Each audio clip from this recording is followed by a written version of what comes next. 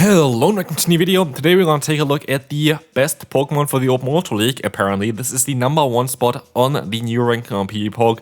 Corviknight. We're going to not have this Pokemon fully XL, but we are nearly there. So the difference is not going to be there. The first opponent was a memer. Like, this is not like even them trying to give up straight away. They are memeing with a triple Ultra Beast team apparently or something like this. I'm not too sure, but you can see here the Zygarde first. And there's definitely going to be one more Ultra Beast. I also know the final Pokemon. But yeah, they try to play some Spice, which is kind of cool. We're not really trying to play Spice, we're trying to play a meta team. We're going to have the Primeape as our Sail Swap. You can also use Annihilate. The benefit of Primeape is you have a better matchup against the Feraligatr, which is the main reason why. And so, yeah, that's the main reason why we're going to have this boy. We're going to go here for the close combat. I could have most likely went for the Rage Fist as well. I think most likely would have done enough because the opponent doesn't have really bulk. And we had +2 already at this point. But as you're going to see, we're going to be able to get the KO here. They're going to have in the back the Sharpedo Purified as a shiny, I think it is. Fully XL, that's kind of cool. But it's not a good Pokemon, and that is kind of apparent here as well, as we see a good Pokemon, which is Corviknight. Corviknight actually was really, really nice, and we're going to talk about it a bit more today as well. But as you're going to see here, we're going to have the core with Swampert, kind of classic OG, like Skami Swampert was back in the day, now it's Corviknight and Swampert. Issues for me here mainly was lag, by the way. You sometimes see it here a little bit as well during the gameplay, even with a sped up. Holy hell, I don't know why it was so insanely clunky. You see it a little bit there as well the entire time. It's not as apparent, of course, if you have the speed up. Basically, this kind of gets rid of the frame drops a lot of times if you just speed up the gameplay. But I don't know why. Great League for me worked super, super fine, but as soon as you see it here literally, like there's so much kind of lag in between there. It's just very difficult to count, they're very difficult to kind of play it correct there. But somehow Ultra League really, really was bad for me to play, but Great League didn't have any problems at all. I have no idea what was happening there, but again, that's going to be actually for a lot of battles here today, sadly. But still, we want to try our best here. It definitely impacted me in a few of them. This most likely was one of them as well, because I just couldn't see how many fast moves the opponent has. And that's like one of the most important things for the Go Battle League. Now we're going to have the Drifblim here against us. Here would have been cool to have the other move of Payback, but it is what it is. We're going to have here the Iron Head coming through, and we will see that the opponent is going to be in a very good position. We have to kind of try to catch maybe something like an Icy Wind or something, but even then, as the opponent has the move go through, I don't really have a choice. Yeah, I'm going to catch the move. Let's see what it's going to be. They should go for the Shadow Ball, to be fair. They go for the Shadow Ball, and they are going to be able to knock me out here. And with that, there is no way of us winning this battle. And so we're going to move on to the next opponent. We're going to have a little bit of a better matchup. We're going to have the Gastrodon against us. And I want to see if we want to play that out, if we want to swap out eventually, we're going to see it here. Of course, we don't have the full XL version yet of the Corviknight. We're missing, like, I think 3 power-ups total, which is honestly not really doing any difference. Like, there's not really a lot of matchups that are going to change with that one. But as you can see here, we got the defense drop from the crunch from the opponent's side. I decided to rather swap out of here, go into my Primeape, and get a guaranteed shield advantage here, which is going to be very, very lovely, because what we can do is we can go for a Rage Twist and we can go for a close combat, and this forces the opponent to use a shield here with their Gastrodon, and so we are going to be in a very solid spot, especially as I can go for another Rage Fist in time, which is going to be lovely because we get a ton of damage onto them, as well as we're going to get them into range where maybe like 1 or 2 fast moves are going to be enough here. They go for a charge move. It is going to be the Earth Power, but at this point, I should be able to go for the full farm down because it's just going to be a body slam. It's going to be resisted and barely does any damage. And so we're in a very great spot. We should be able to even get to another move against the Gastrodon. Sky Attack is coming through, and now it's time for Swampert to shine. I hope it's not a Grass type on the back, but I think we would have been able to bait it out anyway. It's going to be the Drapion there, or Drapion. I don't know, like I definitely saw in the last regional, everybody saying Drapion to it. So let me know down below, what way are you saying this Pokemon's name? I have no idea. At this point, I'm very confused, but we are going to be also very much able to just fully farm them down after a Hydro Cannon, which is going to be great for us. Awkward Tail is coming through, doesn't really matter. We can go for the full farm down, and Hydro Cannon is going to now allow us to get the KO, and we will see that we're going to be able to knock them out and we can move on to the next opponent. Next up, we're going to have the Malamar, and we have here the Primeape coming in. We are going to see that the opponent is going to go ahead and go for a charge move, which is fine. Icicle Spear is coming through, and we will go for another close combat that is going to allow us to get the shield, which is fine, because we can use another shield and we can force another shield later on as well, or the KO, which I'm both kind of happy with. I'm gonna have to overfarm here because I don't want to get more energy while I'm debuffed, because I really would like to realign myself. And so close combat is going to come through now, which is going to be great. Sadly, the Malamar is going to knock us out, but we're going to test still have our Corviknight, which can at least resist the fast move and does some neutral damage against the opponent. So I think it's going to be an okay matchup for us. Skytech is going to be able to two-shot them with the fast move pressure, and they have the Sand Slash in the back, which we can retaliate here with the Swampert, but again, like, it seems to be a bit laggy here. So I'm not too sure on how many fast moves the opponent actually going to have now.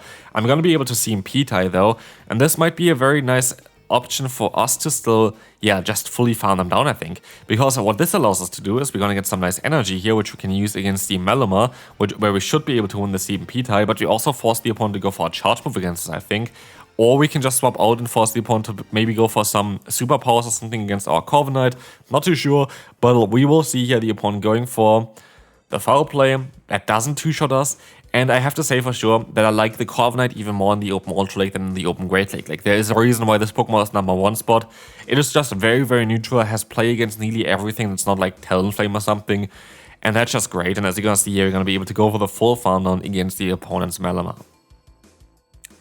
I did not know that the next Pokemon is going to be Talonflame. It's going to be one of the more trickier ones to deal with, but we can go straight for a Rage Fist and we can just play down in the two-shield scenario. As Rage Fist is actually such a strong move that it is not even as clear that they're gonna win this one or not, because what we can do is we can just use our shields. That's gonna be a fly, that's fine, but they swap out anyway. They're gonna go into the Virizion, and they get to the move a bit faster than I expected, because again, we had some nice, delicious lag here, which kinda makes it super difficult to just count. Like, it is so awkward, but we can go for a close combat here. We had +1, it doesn't knock them out, and we swap out and keep the energy rather, and go into our Corviknight here instead, which I'm not too sure if this was the right play or not, but I don't know, like, it is just so awkward currently to play the game sometimes. But as you can see here, we're going to be able to go for another move. And I should have went for the Iron Head, because it's obviously like a move that's going to nearly knock them out. And Iron Head just takes less energy. And what we see as well here, the opponent goes into the Steelix. We kind of have to go for a charge move. But look, we are kind of close to an Iron Head now. So if we're going to be ending up in a situation later on where I would need... at the end of the day, actually, I would have not really had such big of a difference there, but anyway, we're gonna see Psychic Fangs coming through. We're gonna have to play around here a little bit, and we have to try to get up to 2 charge moves in order to have a chance. I hope it's not an Earthquake. It is an Earthquake, and we're sadly gonna lose this battle. But again, I feel like there was the chance of winning this one if I played it a bit better. I just didn't. I could have went from close combat here as well, but it just doesn't really change anything in terms of how to play against the opponent. Like, it's not going to allow us to win this battle either. So I feel like I kind of messed up a little bit early on, but again, it is just a bit tricky with a bit of the current frame drops. Funnily enough, this is going to be a great matchup for us, and the opponent stops out into the Poliwrath, and I decide to stay in. Why? Because we have a Pokemon that's kind of neutral, which is Primeape, and we have a Pokemon that doesn't really want to face it with the Swampert, and at least I have Sky Attack here. And I have Swampert in the back that's still going to be a hard answer to the opponent's lead of Galarian Weezing. And so I don't really need my Corviknight in order to knock out the Weezing, and that's a very good thing for me, because now I can go for a Sky Attack here, get them low, get a shield advantage, and try to basically set up my Swampert to sweep. Because a lot of people are not prepared for Swampert anymore. Like, a lot of people just are not caring about Swampert at all anymore after the Mudshot nerf. And that's kind of my benefit, because here I can go for a Rage Fist. I am going to be able to get the KO, and we will see here as well that they're going to have in the back the Feraligatr. And I was hoping I should be kind of fine here. I should hopefully be able to still win this battle. And I make a big mistake, because I know the opponent has to take a risk here, and I wanted to go for an Earthquake so bad here, but I still went for the safe play of going for the Hydro Cannon. And this was a big mistake, because as we're going to see here, the opponent lets this move go through. If I went for the Earthquake like I really wanted to in this scenario, I would have been fine. And I just threw away the game here, basically, because it's also CMP tie, which means I don't have the energy that I need here. And I just don't know why I did this. Like, literally, it does not make sense. I'll try to catch a move here, but it doesn't really work out at all. And this is completely my fault. Nothing to do with Corviknight or anything like this. That is just my fault that I didn't go for the Earthquake there, even though I really wanted to. I should have just trusted myself there. And as you can see, they go for the Overheat, which gives me a little bit of play. But they have 100 energy, which means they are going to be able to get to this Brutal Swing again here on the CMP tile, which means they're going to be able to win this battle. And this is all down to me. Like, there is nothing else I can say about it. My mistake there, my bad. I could have won this battle in so many different kind of ways, but I didn't, and that is my own fault. But we move on to the next opponent. It's going to be a better start to the battle. They're going to run Ice Fang on Drapion, which is something I want to try out in the Open Great League, actually. So I need to find a team towards that. Would be actually a really cool Pokemon to run Drapion with Ice Fang. Just needs like an Ice-type Pokemon in the lead, maybe Dugong or something, just to bait out then potentially other Pokemon that would be weak to Ice. I think would be a really cool idea to play this one. But anyway, we're going to see here Drapion going down.